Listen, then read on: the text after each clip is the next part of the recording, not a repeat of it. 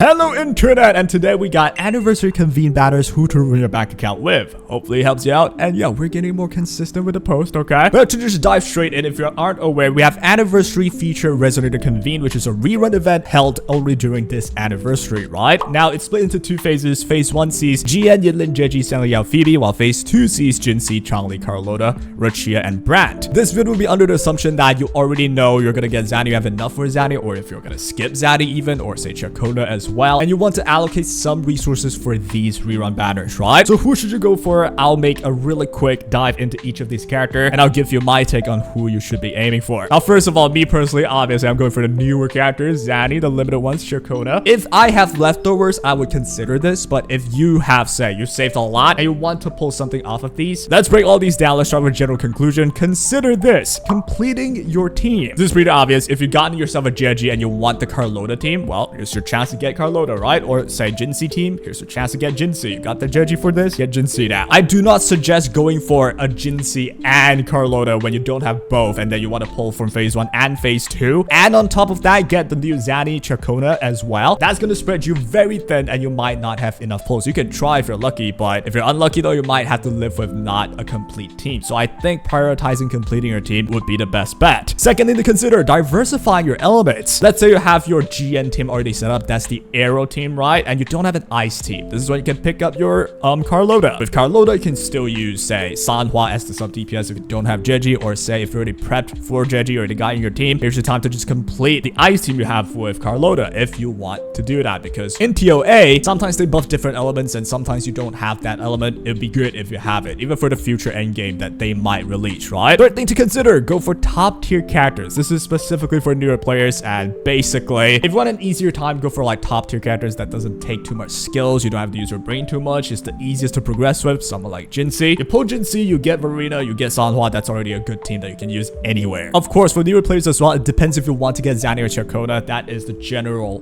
conclusion anyway. If you want zani, ciaccona, prioritize them first. Zani in particular, I really do suggest going for the main weapon, because on your damage dealer, having the main weapon with the main stat really helps you with building DPSs, right? The damage is going to be really different if you have good stuff on your DPS. With all that said, let's just move on, and we'll start with phase 1's banner, and let's start with support / sub DPSs. To start with Jeji, she is the best with Carlota / Jinxi. Obviously, she has coordinated attacks that Jinxi really would prefer. She has the perfect buffs for Carlota as well, making her the best complement to main DPSs like those. She's also decent with any ice DPS, and in this case, it's basically Ling Yang. I don't think a lot of people play him, but she is pretty good with him. She's very simple to use and great for casual players because there's not really much skill involved with her. There's not really skill animations that you want to cancel or quick swaps to her. You just want to come in, do her skills, get out, get your buffs, and you move on with life. It's really great if you want to just have an easy time, right? And I'm thinking about some cons as well that she might have, and honestly, there isn't much. She's pretty easy to build. She's easy to use as well. And if you have a Carlota and Jinxi on your account, it's not a bad idea to just perfect that team with the addition of Jeji. And that will be for Jeji. Let's move on with Yinlin. Now, Yinlin is best with Xiangliao, which is a free character, or Jinxi as well. Now, Yinlin with Jinxi is not the ideal team. The ideal is still having Jeji, right? But Yinlin can be a second replacement to Jeji for sure. She comes with the coordinated attacks, a lot of them, obviously. She comes with decent damage herself. And of course, she's decent with any electro DPS that you can think of. Again, not exactly the perfect pairing for any electro DPS like say Calcharo, but it is very decent still. And again, I don't think a lot of people use Calcharo. And with the third point being, she is not better than Jeji for Jinxi. Not better does not mean terrible though. You can totally still use Yinlin if you just really love her. You want to use her with Jinxi being your say team of waifus that suits your taste. That is absolutely okay. You can beat endgame with that setup too. You just need enough investment though. Before we move on, do understand that all of these characters can be used to beat any endgames. The game's not designed for some limited to not be able to beat a stage completely, right? Unless if they have some resistance towards your element, that's when it's hard. It all depends on your amount of investment. Some is easier than others, yeah? I'll try my best to cover everything and mention all the really good characters for sure. On that note, let's just move on with the last support / sub DPS. We got Phoebe, which she actually can be played as a sort of main DPS if you want to, but I would say for the fact that she's soon to be best with zani with the spectral frazzle support, you know, for zani to just do way more damage as well, you should see Phoebe to be played as a sub DPS more than a main one.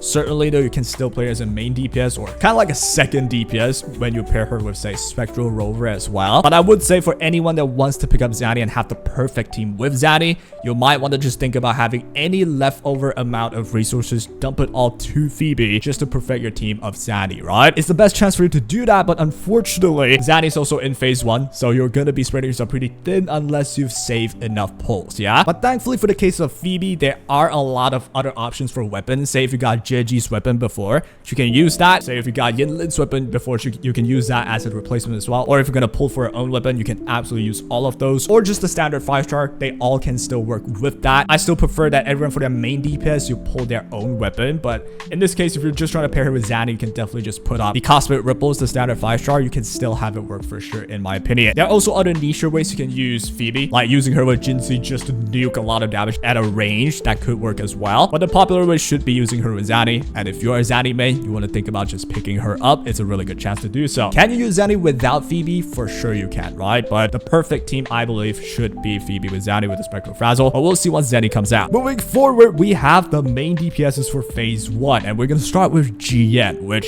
simply put, he's best with Mortefi. And here's the deal. In my opinion, as time goes by, we're going to see a 5-star version of the support for someone like GN. Currently, it's still just Mortefi, I would say. There are some 5-star support that you can use with GN and it still works decently, but not quite a perfect pairing with him yet, I don't think. He has good AoE all, good at gathering smaller enemies as well, which is perfect for someone like Wuthering Waves. There's nothing too unique about him. He's just straightforward, good damage dealer. And here's the thing about the weapon as well. As I mentioned, for main DPSs, I really do suggest pulling the main weapon for them, the signature weapon, just for the main stat, just for the perfect effects. It's the main source of damage. You don't want to scuff it if you can, yeah? That's the same for GN. So if you want GN, he's a good DPS. You can beat any endgame with enough investment. Go ahead and get him if you really do love him. He still works even till this day. Not to mention, Mortefi as a 4-star should be pretty accessible to a lot of your accounts, so it could be a good team to just put up, right? GN, Mortefi that you already own with a healer, save for Rita. That's going to be a team that's going to work. Moving up next, we got Xiang Liao. He's a main DPS that's best with Yinlin, and here's the deal with him. He's a free character, right? But here's the deal. You can get his main weapon if you already have a good Xiang Liao and you already have a team with him. You can go ahead and pick up the weapon, which I do suggest if you really want to main a team with Xiang Liao. It's a pretty decent weapon with good main stats, but that's assuming you already have a team with Xiang Liao. So in the end, it all depends on your account. Of course, depends on your investment. You're not going to beat anything with like level 3 of your skills upgraded, yeah? Do note that though, none of these DPSs are like the top mode best insane OP DPS, right? They're not, but they're all capable of beating any endgame. They're not quite yet power crept fully. And that should be all for phase 1. Overall, be on the lookout for Phoebe, be on the lookout for, say, Jeji as well. These two, I think, should be very good for a lot of players to just complete their teams, say complete the Zani team or complete the Jinxie or Carlota team that you may already have. Not saying the others are not good choices though, but it all depends on who you prefer, what you want to play with. All of them are pretty simple to use, nothing really too brain-wrecking, so yeah, you're not gonna lose out on anything. Just pull based on your account and your preference. And that's for phase 1. Let's move on to the phase 2. We're gonna start with main DPSs first since we're talking about them for phase 2. And I want to mention Jinxie right away because this is like the obvious one, which is the only one that I actually recommend for newer players who just came in. You're wondering who to pull. I actually recommend going for Jinxie or the newer Zani. But then again, we need to see how Zani performs when she comes out first to know if she's like just destroying Jinxie's performance. Who knows? It might happen, but who knows? What I do know is Jinxie is never going to be a wrong option, right? Say if you're a newer player coming, you get a Jinxie, you have a free Verena that you can get from a ticket. There's a Sanhua as a sub DPS. Verena gets you the coordinated attacks for Jinxie to charge up the dragon and spit on the enemy. It's an AoE spit.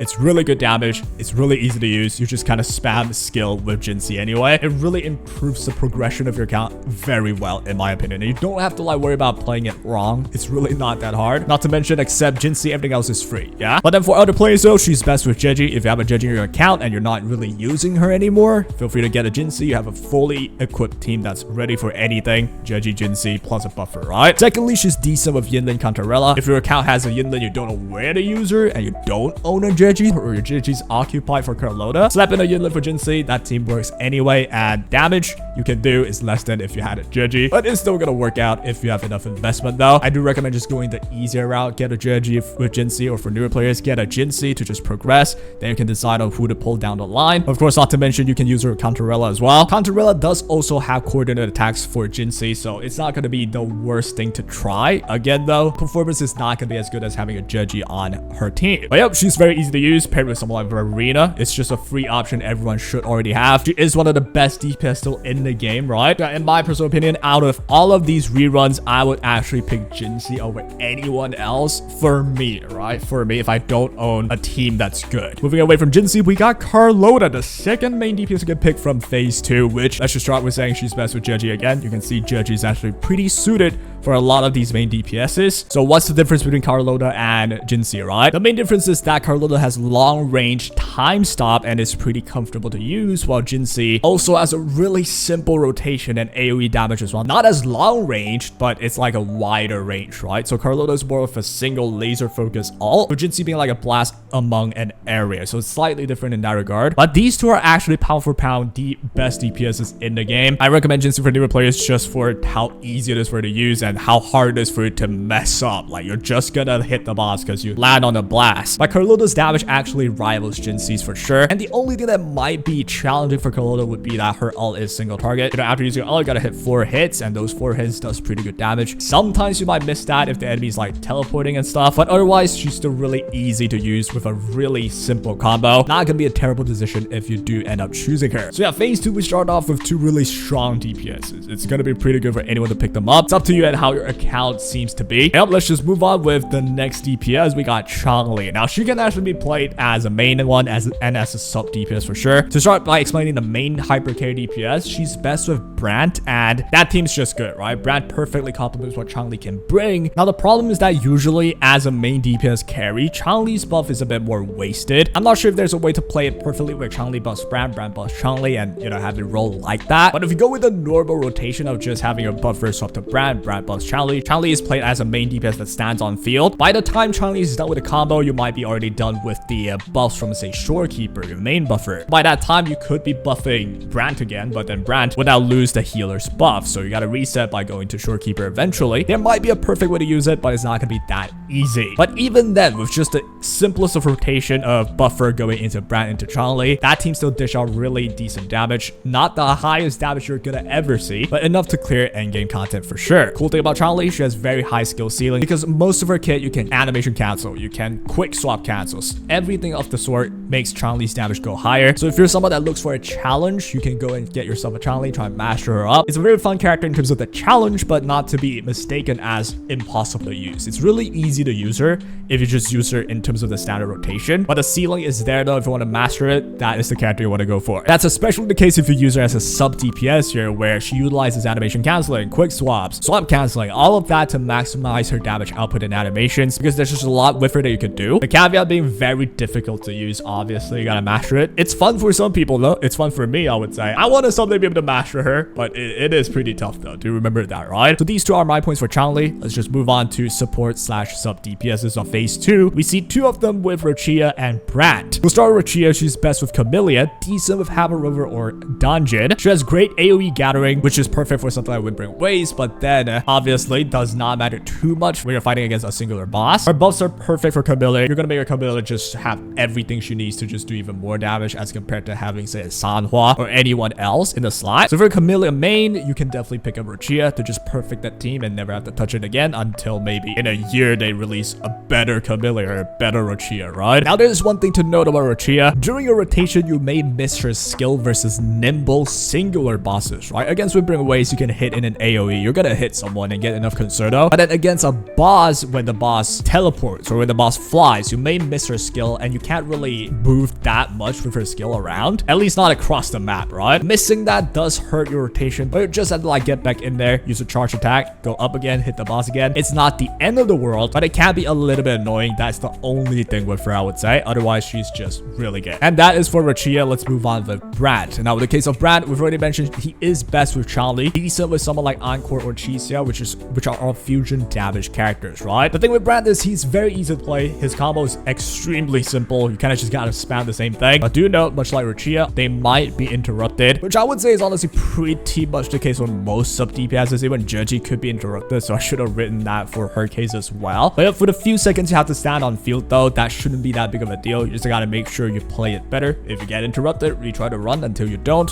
Maybe you need to evade once, maybe you need to parry once. That is all up to how you play the character. But it shouldn't happen that much to the point where you cannot play him well. So if you're someone that mains Chun-Li or Encore, even Chicia, Brand is someone you want to look into. And that will be all for my opinion. And let's just go with the conclusion. Pull for whoever you like, by prioritize the limited banners, obviously, right? Limited banners being Zani and Ciaccona. Zani is like the shiny new object currently. Like, she should be very hype. Utilizing Spectral Frazzle, which is not something we've seen a lot yet. Like, it's there in the game, but this is the first time where it's the big character that utilizes Spectral Frazzle as a main source of damage. You have someone like Phoebe that already does solid damage. So if Zani does even more with the help of Phoebe, the damage should be crazy, right? Or it might not. We'll see when Zani comes out and take a look at what she's all about. But from what like has been shown on the live stream, that team should be one of the best performing teams we have in the game. But we'll see tomorrow when she releases for sure. Same with Ciaccona. Ciaccona has something to do with the arrow debuff. I forgot what the name was, but pair that with Arrow Rover might be something very unique and cool. It might be even really strong. Who knows? We'll have to see. So the priority is always between those two first. Then you think about the reruns. I might make a video about those two as well tomorrow or maybe later. We'll see. And that is my conclusion. In the end, do remember all of these characters with enough investment without spending money, you can beat